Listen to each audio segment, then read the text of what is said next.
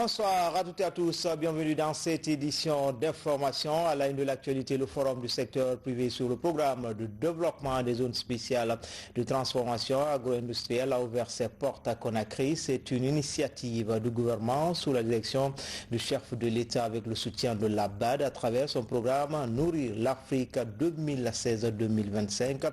Ils entendent ainsi développer les produits agroalimentaires afin de réduire les importations tout en valorisant les filières porteuses de croissance. Sanassi Keita du bureau de presse de la présidence.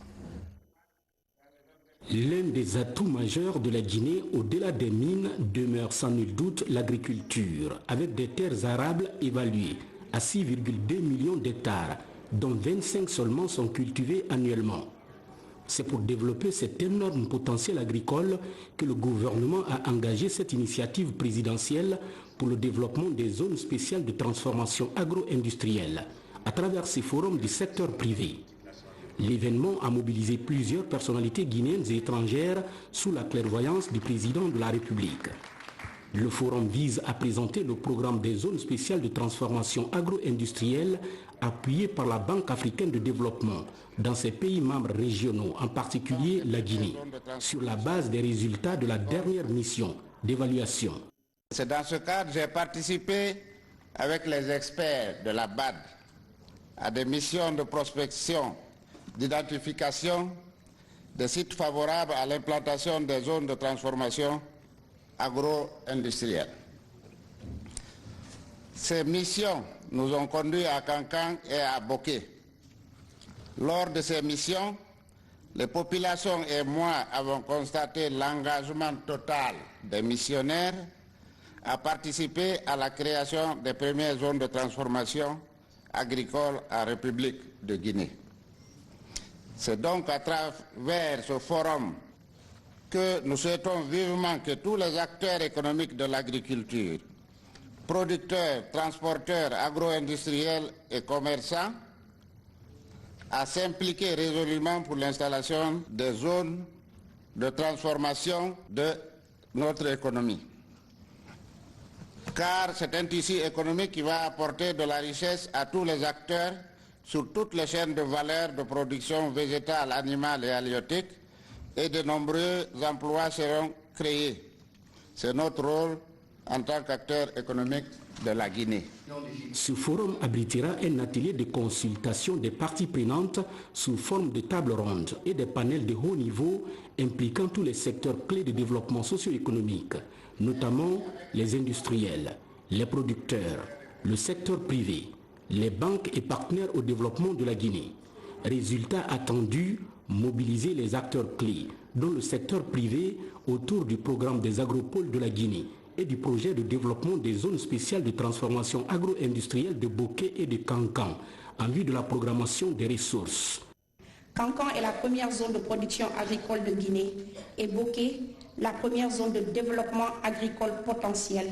Nous avons souscrit au choix du gouvernement et de la BAD de faire de ces régions les deux zones pilotes du programme de développement des zones de transformation agro-industrielle.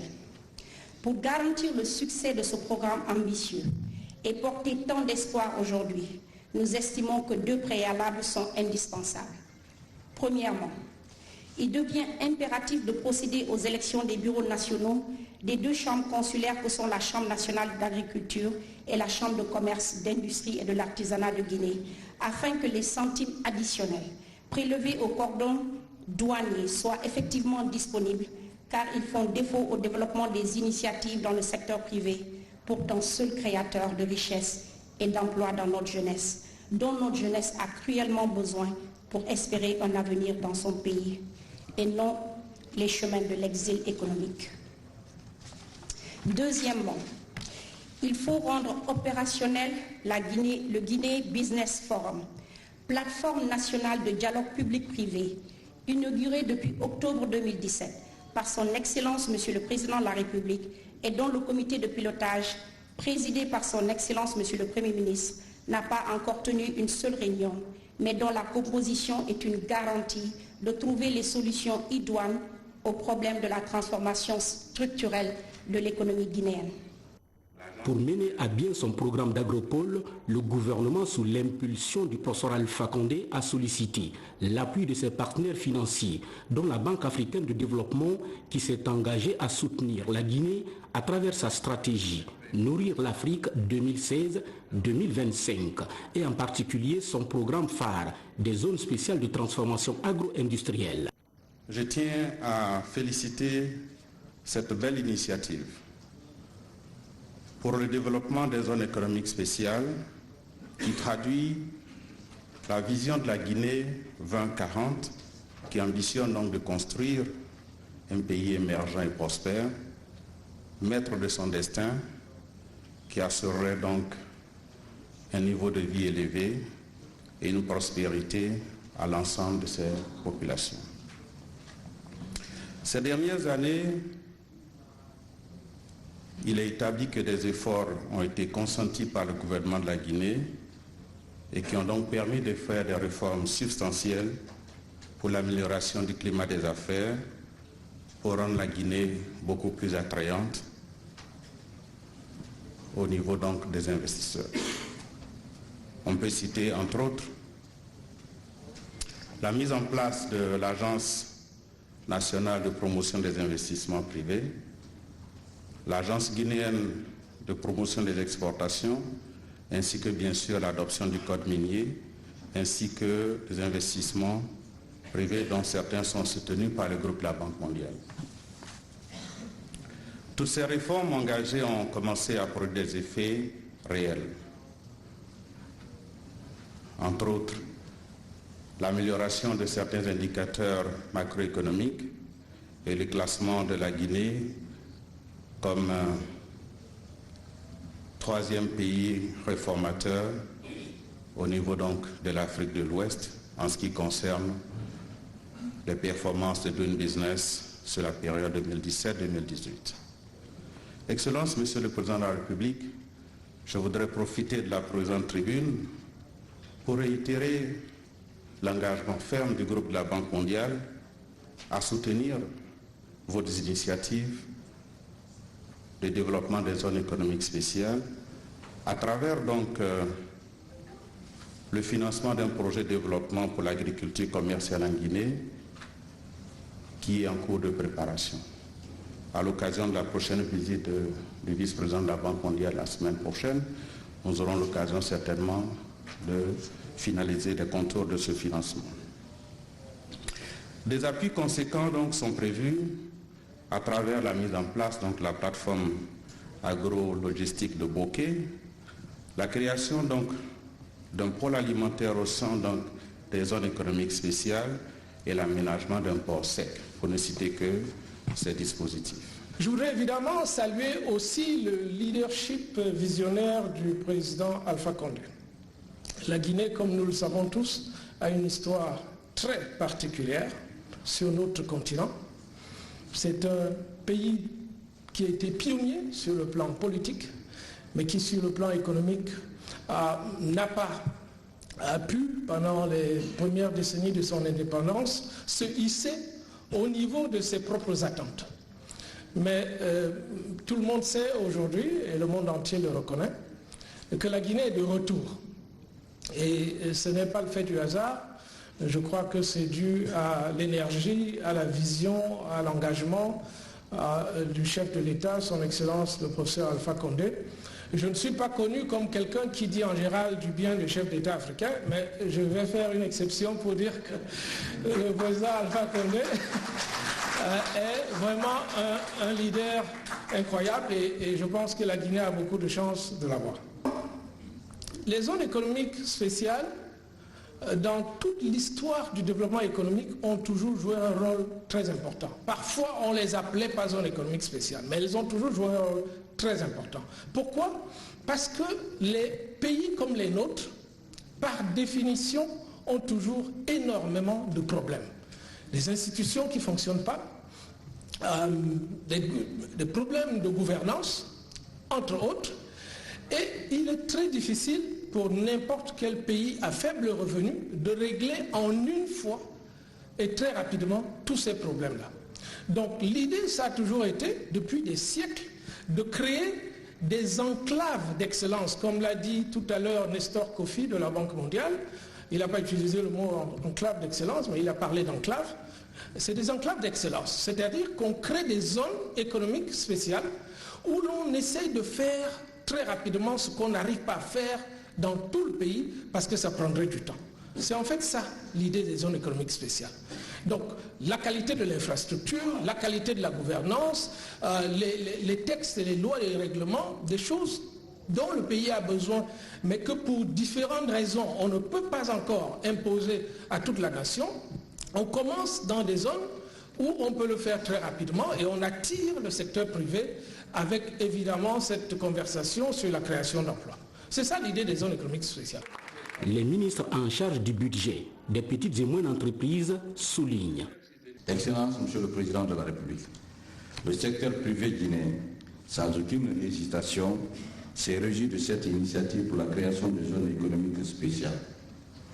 À l'annonce du programme de développement des zones spéciales de transformation agro-industrielle et de la tenue de ce forum, il s'est mobilisé auprès de l'ALTAD et de la Banque africaine de développement pour clamer haut et fort que, citation, cette initiative du président de la République est faite pour nous. C'est nous les paysans, c'est nous les agriculteurs, c'est nous les agripreneurs, c'est nous les industriels. Oui, nous sommes le véritable moteur de croissance de ce pays. Et si vous continuez ainsi à nous associer pleinement dans cette initiative, nous vous garantissons le succès du programme.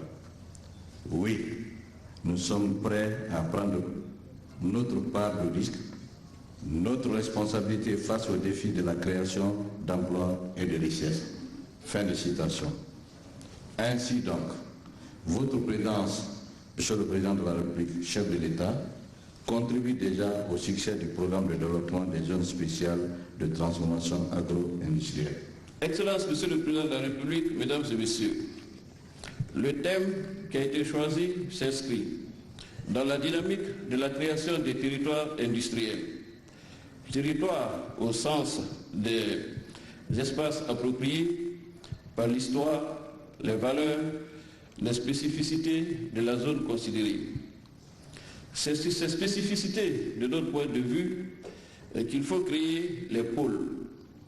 Cela se traduit par un système multiscalaire basé sur les principes suivants. La proximité de la production et de la transformation, la complémentarité des territoires industriels, les infrastructures et la bonne gouvernance. Et cette approche pour créer un véritable tissu industriel qui a déjà commencé à Conakry et que nous avons l'ambition d'étendre à l'ensemble du pays en tenant compte bien sûr des opportunités et des potentialités rencontrées ça et là sur l'ensemble du territoire national. Multiscalaire, ça veut dire aussi créer de la cohérence et de la valeur à partir des forces attractives des pôles nationaux et les décliner, les transposer sans jamais les copier. À l'échelle régionale, locale, pour qu'il y ait un véritable maillage industriel du pays qui tient compte bien sûr des spécificités et des opportunités de chaque région dans un pays qui connaît une diversité naturelle, économique de grande valeur. L'ambition du chef de l'État est de développer durablement les produits agroalimentaires susceptibles de réduire les importations massives en valorisant le potentiel à l'exportation de filières porteuses de croissance. C'est vrai qu'on dit que la Guinée est un scandale géologique, mais on oublie aussi de dire que la Guinée est un scandale agricole. Lorsque la France s'est rendue compte qu'elle allait perdre la guerre d'Indochine, alors que le Tonkin était le principal fournisseur du riz pour l'Union française, je dis l'Union française, ça veut dire l'Afrique de l'Ouest, l'Afrique centrale, les Antilles, etc. Ils se sont tournés vers quel pays pour remplacer le Tonkin? Vers la Guinée. C'est en ce moment que le gouverneur Roland Pré a lancé le programme d'irrigation, COBA et autres, etc., afin que la Guinée soit le pays qui fournissent non seulement le riz à la Guinée, mais à l'Afrique de l'Ouest, à l'Afrique centrale et au Sud. Alors un pays qui avait une telle potentialité dès cette époque-là, pourquoi nous importons encore? Voilà un autre paradoxe de notre pays. Mais beaucoup de gens ne comprennent pas. Beaucoup de amis diplomates, quand ils viennent, ils n'essayent pas d'apprendre l'histoire du pays, malheureusement. Mais quand on veut aider un peuple, on apprend d'abord son histoire, son passé. C'est en ce moment qu'on sait effectivement comment on peut amener son pays à collaborer avec ce pays. Parce que quand on ne connaît pas l'histoire d'un pays, c'est extrêmement difficile. Et j'espère que chacun de nos partenaires va nous accompagner dans cette voie. Donc, j'espère que les échanges vont être très fructueux et que les hommes d'affaires vont essayer de faire des miracles. Je vois d'ailleurs que les leçons portent, puisque mon cher frère Massamoussa est en train de construire une usine de ciment comme ça. Je sais rien de dire le président du patronat quand on est un petit commerçant. Alors nous sommes prêts à mettre en place une chambre de commerce et d'industrie. Pas chambre de commerce, commerce et industrie. On ne va pas faire une chambre de commerce peuplée de petits commerçants et dire que chambre de commerce. Non. On n'a pas de problème avec les chambres d'agriculture. Mais la chambre de commerce, il faut d'abord que les industriels s'organisent pour que ça soit une véritable chambre de commerce. Quand on va dans un pays pour coopérer, on nous demande, président, qu'est-ce qu'on nous demande? Des vendeurs de cacahuètes ou de ceci, cela. Comment voulez-vous qu'ils fassent des accords avec des industriels? Voilà, mes chers amis du secteur privé. Alors, grandissez d'abord. On est prêt à vous accompagner, mais pas à vous prendre des mains comme des bébés. Donc, je déclare ouvert ce forum et j'espère que chacun apportera sa contribution. Merci. Ce forum fait suite aux différentes missions de la Banque africaine de développement effectuées récemment à l'intérieur du pays, plus particulièrement dans les régions de Bokeh et de Kankan. Au cours de ces visites, dans les deux régions, la banque a échangé avec les représentants de l'État et les services, les responsables d'entreprises agroalimentaires et des producteurs, d'une part, et visité des unités de transformation agro-industrielle et des sites de zones spéciales de transformation agro-industrielle. Plus que jamais, la coopération entre la BAD et notre pays est au beau fixe. Le volume des investissements s'est nettement accru ces 3 dernières années. Dans le cadre du PNDS, plus de 500 millions de dollars sont décaissés. L'énergie et l'agriculture sont les 2 axes forts de ce partenariat qui va aboutir ce mardi à l'ouverture d'un bureau du groupe à Conakry. Docteur Léandre Barsolé, représentant pays de la BAD, est reçu sur le plateau de l'entretien de Coloma. Suivez. Pour ce qui est de nos engagements à date, il faut dire que depuis 3 ans, on a constaté que les engagements ont été multipliés par 3. Okay. On est passé de l'ordre de 180 millions de dollars à 562 millions de dollars à date. Et les engagements sont principalement au niveau des infrastructures. On a 86% de ces engagements qui sont au niveau des infrastructures routières et des infrastructures énergétiques. Et la banque va continuer à travers le nouveau document de stratégie pays qui a été adopté l'année dernière pour la période 2018-2022 à mettre l'accent sur 2 domaines. Et les 2 domaines sont l'énergie et l'agriculture. L'énergie et l'agriculture sont partie intégrante non seulement du PNDS, mais en parfait accord avec les 5 hautes priorités du président du groupe de la Banque africaine de développement qui sont électrifier l'Afrique, nourrir l'Afrique, industrialiser l'Afrique, à intégrer l'Afrique et améliorer les conditions de vie des populations africaines. Vous suivrez l'intégralité de cette émission juste après ce journal. Justement, le président de la Banque africaine de développement est arrivé ce soir à Conakry.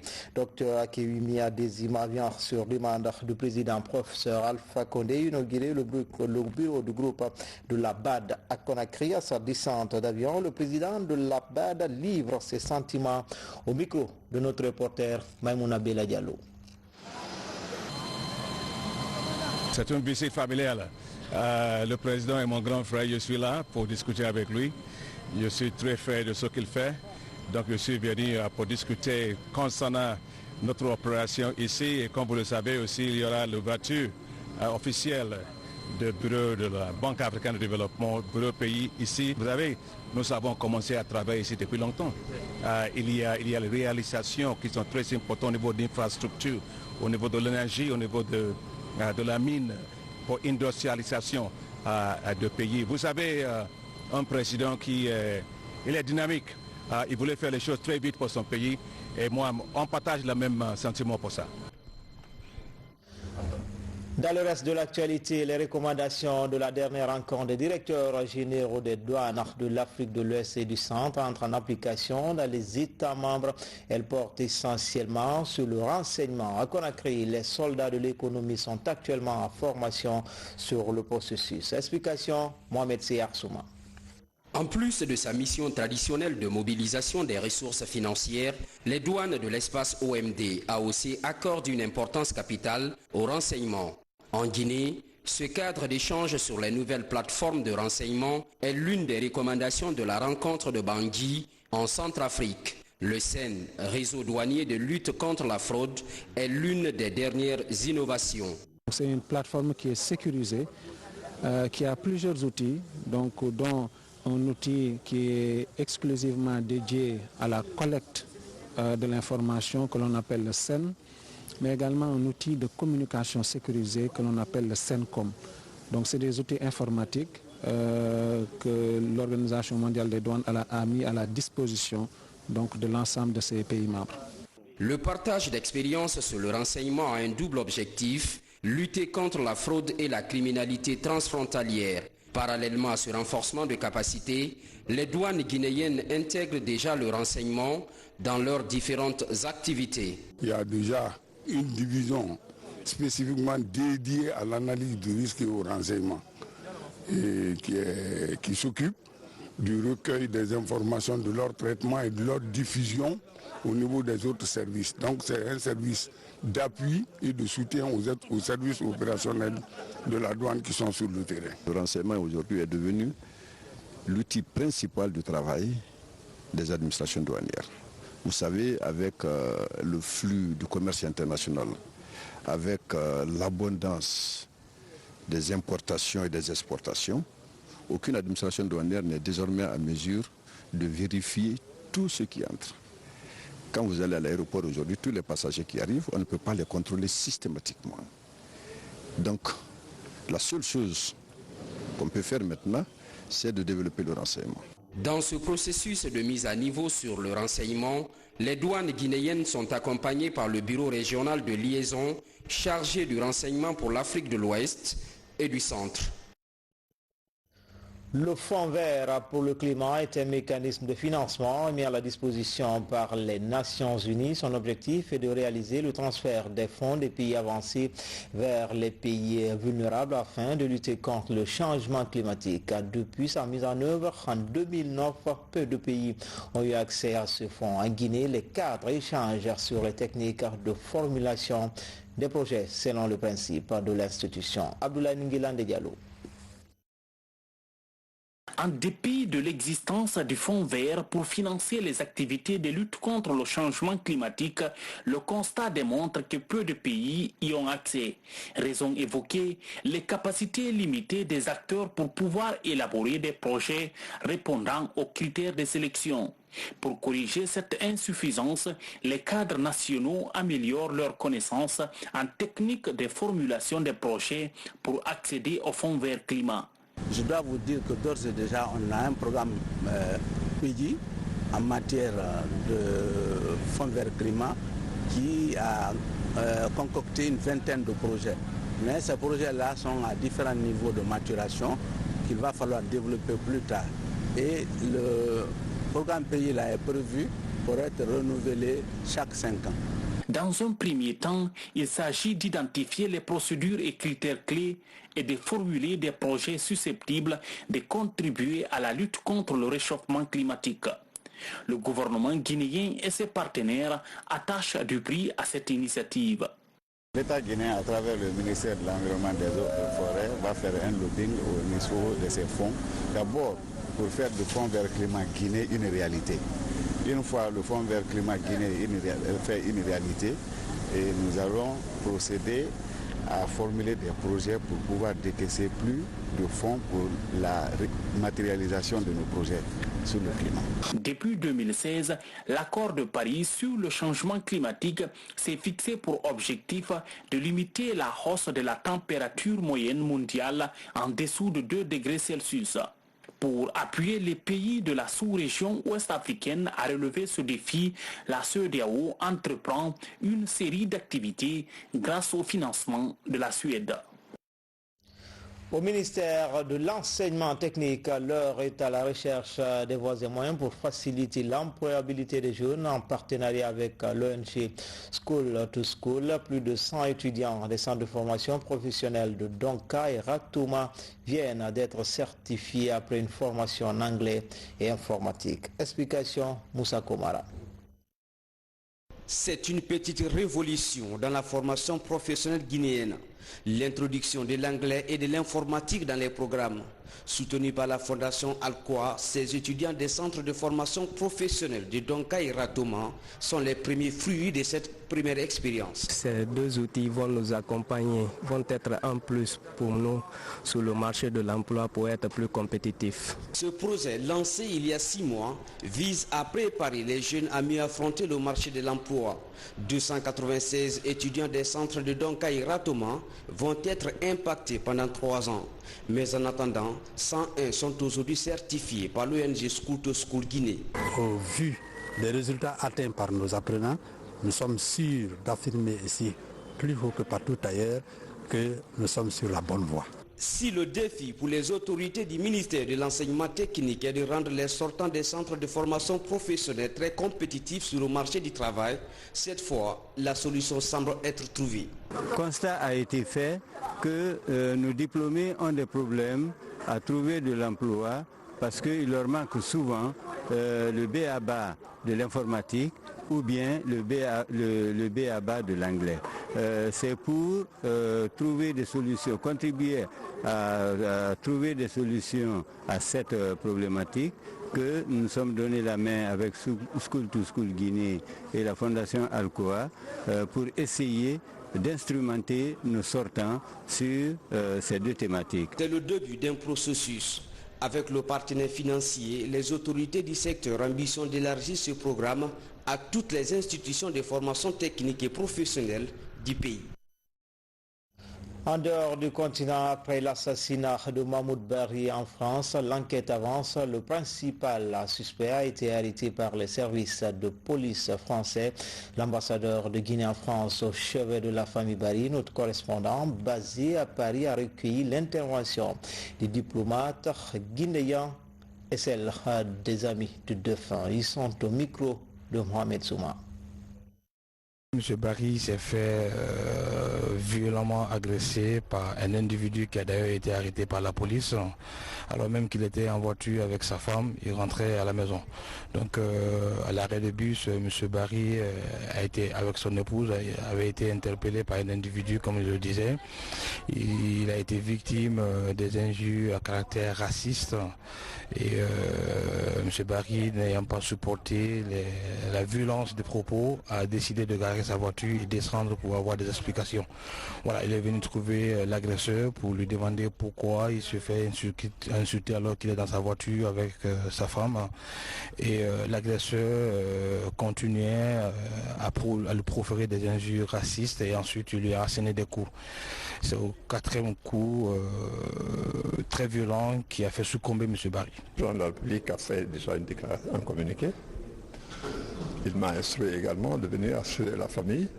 On s'occupera de la totalité des frais de transfert de corps dans le pays. Et les universitaires, la classe politique, toute opposition comme mouvance présidentielle, la société civile, tout le monde est unanime pour déplorer cet acte. Mais il faut qu'on ait raison gardée. Un individu n'est pas un pays. Malheureusement, la bêtise n'a pas de nationalité. Donc si on en veut à quelqu'un, on doit en vouloir à quelqu'un, si on vouloir peut-être à ce qu'apprécie à l'auteur ou au destin. Hajj 2019, des innovations sont entreprises cette année pour faciliter le rituel. C'est le cas pour les visas saoudiens qui sont imprimés cette année, non pas par le consulat, mais le secrétariat général des affaires religieuses et les agences privées de voyage pour le pèlerinage. Makale Souma, David Silla, Alassane Kamara. Pas plus tard que l'année dernière, les visas d'entrée sur le sol saoudien pour les pèlerins musulmans étaient délivrés par le consulat de l'ambassade d'Arabie Saoudite en Guinée. Une procédure normale mais qui causait beaucoup de retard dans l'envoi des convois aux lieux saints. Cette année, le gouvernement saoudien a décidé de laisser faire les visas électroniques par les pays eux-mêmes.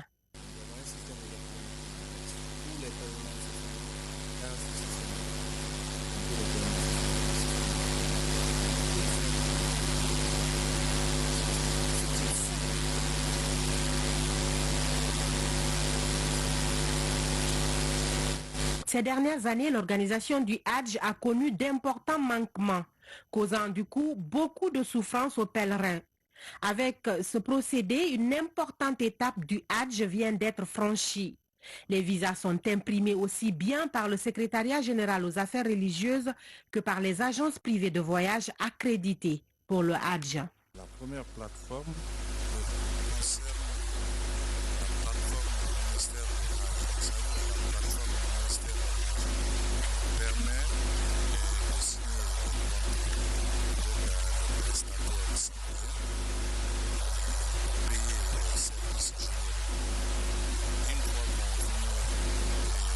tous ces services-là, il y a une deuxième plateforme qui est la plateforme du ministère des Affaires étrangères. Bon, cette année, vraiment, c'est une nouveauté. Vous avez les visas électroniques qui sont là. En plus de ça, nous émettons un badge électronique qui permet au fait à tout individu ou un pèlerin qui se perd au lieu saint de l'islam, pouvoir l'identifier et voir exactement dans quel bâtiment il se situe, quel est le numéro de visa qu'il a, dans quelle délégation, dans quel groupe il se trouve, pour permettre à l'organisation, à l'équipe d'organisation de mieux gérer l'ensemble de tous les pèlerins. Fini donc les tracasseries de visa pour les pèlerins guinéens. Ajoutez à cela la décentralisation dans la fabrication des passeports, des badges, des uniformes et même des lieux de vaccination. Pour le moment, tout semble aller pour le mieux. L'objectif est de faire les choses en temps réel pour permettre aux 8000 candidats au pèlerinage d'accomplir cette année le Hajj, 5e pilier de l'islam. À noter que le départ du tout premier convoi guinéen pour les lieux saints de l'islam est fixé au 24 juillet 2019. Enfin, en plus bref, les résultats du certificat d'études primaires ont été publiés cet après-midi. Le taux de réussite est en deçà des attentes. Cette année, plus de 228 000 candidats ont affronté les épreuves, mais seulement 92 447, dont 38 127 filles ont été admises, soit un taux de réussite de 44,46%. C'est à tout pour cette édition d'information. Tout le plaisir a été pour moi de vous servir. À demain, Inch'Allah.